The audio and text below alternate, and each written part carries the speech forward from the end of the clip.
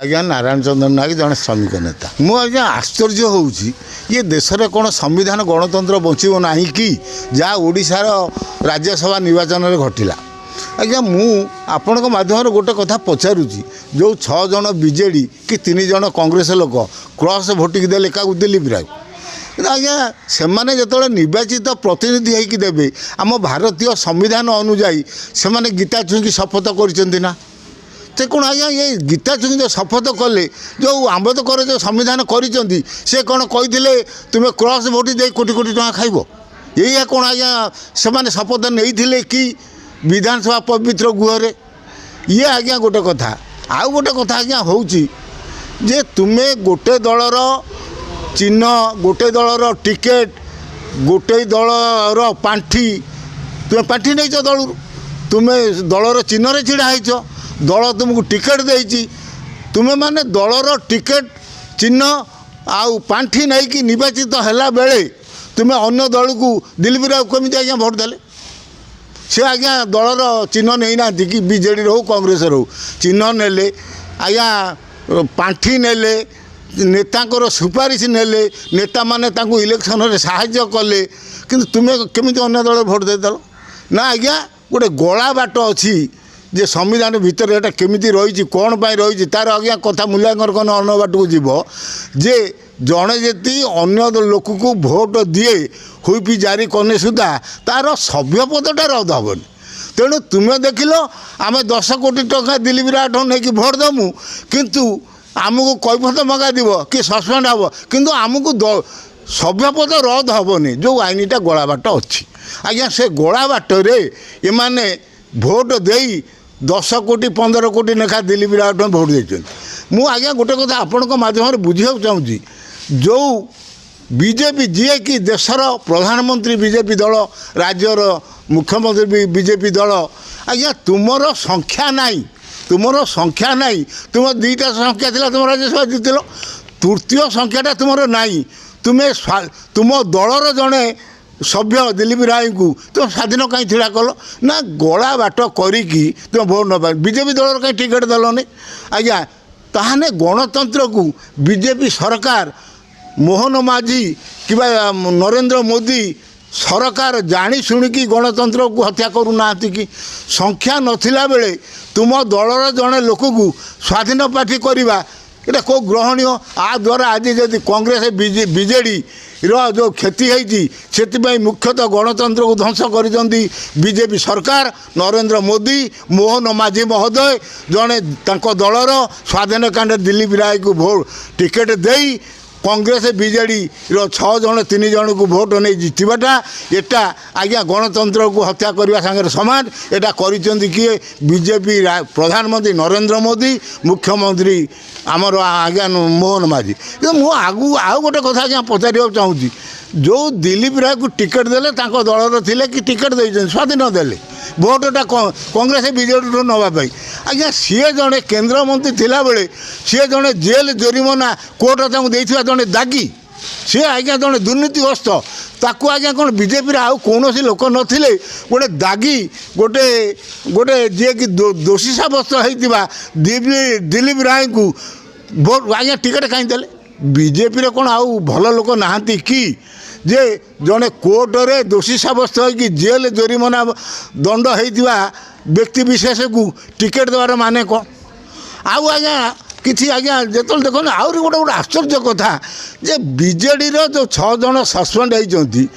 Notice दि जाए सी आज्ञा कौन कौन जानते ना जदि आमको जो कैफत मगा जदि से कैफतर उत्तर आमको दवा कहुई आम आपण बीजेडी की कहते कहले आपण मैंने कैफत जो चिठी कर उडर करूँ नहने आम आज्ञा फौजदारी मकदमा तुम दल ना करूँ बीजेडी ना करूँ आज्ञा जो मैंने क्रॉस भोट देले दल को मानिले नहीं दलर चिन्ह सब कलापर पुणी कहीं तुम्हें दल रही अन्य दल को भोट देल दिलीप राय स्वाधीन कैंडिडेट कहीं भोट देल ताकू नोटिस कराई से कहते नोटिस फेरई नियो नहने आम तुम ना फौजदारी मकदमा ये आज्ञा कौन गणतंत्र ତୁମେ ଦଳ ବିରୋଧୀ କାର୍ଯ୍ୟ କଲ, ତୁମକୁ କୈଫତ ମଗାଯାଇଛି, ତୁମେ ପୁଣି 6 ଜଣ ଯେଉଁମାନେ 10 କୋଟି କି 5 କୋଟି ଦିଲ୍ଲୀପ ରାଠୋର ନେଇ ଭୋଟ ଦେଲ, ତୁମେମାନେ କୈଫତ ମାଗୁଛ ଦଳକୁ, ତୁମେ ଏ ଯେଉଁ ନୋଟିସଟା ଉଡର କର, ନହେଲେ ଆମେ ତୁମ ନାଁରେ ଆଜ୍ଞା କେସ୍ କରିବୁ।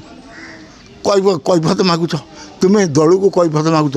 ଆଉ ତାପରେ ଆଜ୍ଞା ଆଉ ଗୋଟେ କଥା ହେଉଛି, ବଡ଼ କଥା ହେଉଛି ଆଜ୍ଞା, ଯେଉଁ ବିଜେଡ଼ିର ନେତାମାନେ କହୁଛନ୍ତି ଆମେ ପିତୃଭକ୍ତ, ଏମାନେ କ'ଣ ଆଜ୍ଞା ରାମଚନ୍ଦ୍ର କି? ଯଦି ତୁମ ପିତାକୁ ବିଜେଡ଼ି ନବୀନ ପଟ୍ଟନାୟକ ହଇରାଣ କରିଥିଲା, ତାହେଲେ ତୁମେ MLA ଟିକେଟ୍ ନେଲ କାହିଁକି?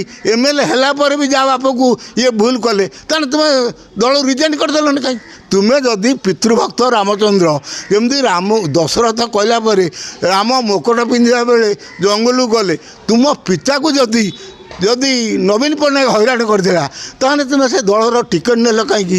MLA ନେଲ କାହିଁକି? ଦଳର ପାଣ୍ଠି ନେଲ କାହିଁକି? ଆଜ୍ଞା ଇଏ ଗୋଟେ କଥା। ଆଜ୍ଞା ଏଇ ଯେଉଁ ଗୋଟେ କଥା କୁହନ୍ତି ନା, ଘୋଟାକୁ ଖେଳେଇଲେ ଗନ୍ଧେଇବ। ଏଇ ଯେଉଁ ବାବୁମାନେ କହୁଛନ୍ତି ଆମ ପିତାକୁ ହଇରାଣ କରିଥିଲା ବୋଲିକି ଆମେ ଦିଲ୍ଲୀପ ରାୟ ଭୋଟ ଦେନୁ, ଆଜ୍ଞା ଦେଖନ୍ତୁ ସେମାନଙ୍କ ପିତାମାନେ 1952 ମସିହାରେ ବିଜୟ ମହାପାତ୍ର, ପ୍ରଭାତ ତ୍ରିପାଠୀ ଆଜ୍ଞା ମଦମୃତ୍ୟୁ କେସ୍ରେ ଥିଲେ। ଆଜ୍ଞା ଦେଖନ୍ତୁ ଏଇ ଯେଉଁ ପ୍ରଭାତ ବିଶ୍ୱାଳ ଚିଟ୍ଫଣ୍ଡ କେସ୍ରେ ଜେଲ୍ରେ ଥିଲେ। ଏମାନେ ଯେଉଁମାନେ ଦାଗୀ, ସେମାନେ ଆଜ୍ଞା ତାଙ୍କ କ୍ଲାସ୍ର ଲୋକ ହେଲା ଦିଲ୍ଲୀପ ରାୟ, ସିଏ ଆଜ୍ଞା ଜେଲ୍ ଯାଇଥିଲା, ଜୋରିମାନା ହେଇଛି। ସେ ସବୁ ଦାଗୀ ଆଜ୍ଞା ଏକାଠି ହେଇଛନ୍ତି। ଏଥର ଆଜ୍ଞା ମୋର ଅନୁରୋଧ, ଏଥର ଗଣତନ୍ତ୍ର ବଞ୍ଚିବ କି? ତୁମେ ଦଳର ଟିକେଟ୍ ନେବ, ଦଳ ପତାକାରେ ଛିଡ଼ା ହେବ, ଦଳ ପାଣ୍ଠି ନେବ, ଦଳ ତୁମ ପାଇଁ କାମ କରିବ, ତାପରେ ଗୋଳା ବାଟରେ ତୁମ ସଭ୍ୟପଦ କଟିବନି ବୋଲି ଦିଲ୍ଲୀପ ରାୟଠୁ ଆଜ୍ଞା 10 କୋଟି 5 କୋଟି ନେବ।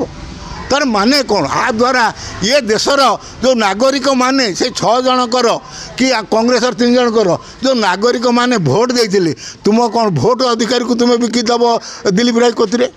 ଆଉ ଆମର ରମେଶ ଜେନା କଂଗ୍ରେସର ବହୁତ କଥା କହୁଛନ୍ତି, ତୁମ ବାପକୁ 3 ବର୍ଷ ନବୀନ ପଟ୍ଟନାୟକ ଜେଲ୍ ପୁରେଇଲେ, ତୁମ ବାପର କ'ଣ କିଛି ଦୋଷ ନଥିଲା? ତୁମେ ଜେଲ୍ରେ ପଶିଥିଲ? ତୁମ ବାପର ତୁମର ଚରିତ୍ର କ'ଣ ବି ଓଡ଼ିଶାବାସୀ ଜାଣିଛନ୍ତି। ତୁମ ବାପକୁ ଯଦି 3 ବର୍ଷ ଜେଲ୍ରେ ପୁରେଇଲା, ମେଣ୍ଟ କଥା ଆଜ୍ଞା ମୁଁ ପଚାରୁଛି। ଗଣତନ୍ତ୍ରକୁ ରକ୍ଷା କରିବା ପାଇଁ କଂଗ୍ରେସ ବିଜେଡ଼ି ମେଣ୍ଟ କରିଥିଲେ, ଜଣେ ନିରପେକ୍ଷ କ୍ୟାଣ୍ଡିଡେଟ୍ ଦେଇଥିଲେ। ନା ବିଜେଡ଼ି ନା କଂଗ୍ରେସ କ୍ୟାଣ୍ଡିଡେଟ୍ ଆଜ୍ଞା ଜଣେ ଡକ୍ଟର, ଜଣେ ଭଲ ଲୋକ, ତାକୁ ଉଭୟ ଦଳ ଟିକେଟ୍ ଦେଇଥିଲେ। ଆଜ୍ଞା ଏମାନେ ଭୁଲି ଯାଉଛନ୍ତି, ରାଜନୀତି କରୁଛନ୍ତି, ରାଜନୀତିର ଲକ୍ଷଣ ଏମାନେ ଭୁଲି ଯାଉଛନ୍ତି।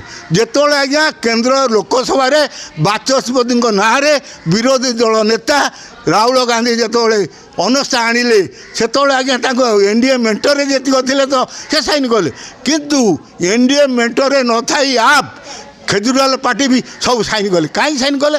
ନା ଆକ୍ଚୁଆଲି ବାଚସ୍ପତି ଗଣତନ୍ତ୍ର ୱାନ୍ ସାଇଡ୍ ହେଇଛନ୍ତି, ଗୋଟେ ସରକାରକୁ ସାହାଯ୍ୟ କରୁଛନ୍ତି, ଯେ ଗଣତନ୍ତ୍ର ରକ୍ଷା କରୁନାହାନ୍ତି, ଗଣତନ୍ତ୍ରକୁ ସମ୍ମାନ ଦେଉନାହାନ୍ତି, ବିରୋଧୀ ଦଳ ଲୋକଙ୍କୁ କହିବାକୁ ସୁବିଧା। ଆପକୁ ସେ ଦଳରେ ନଥିଲେ ସୁଦ୍ଧା ଅନ୍ୟାୟକୁ ବିରୋଧ କରୁଥିବା ବିରୋଧୀ ଦଳ ନେତା ଇଣ୍ଡିଆ ମେଣ୍ଟ ରାହୁଲ ଗାନ୍ଧୀ, ସିଏ ସେଥିରେ ସାଇନ୍ କଲେ। ଆଜ୍ଞା ତୁମେ କ'ଣ ପାଇଁ ଆଜ୍ଞା କଂଗ୍ରେସ ଏଇ ଯେଉଁ ବିଜେଡ଼ି ମେଣ୍ଟ ହେଲା, ଆପଣ କ'ଣ ଜାଣିପାରୁନାହାନ୍ତି ଯେ ଜଣ ଦଳର ଲୋକ ନଥାଇ ସେ ଟିକେଟ୍ ଦେଉଛି?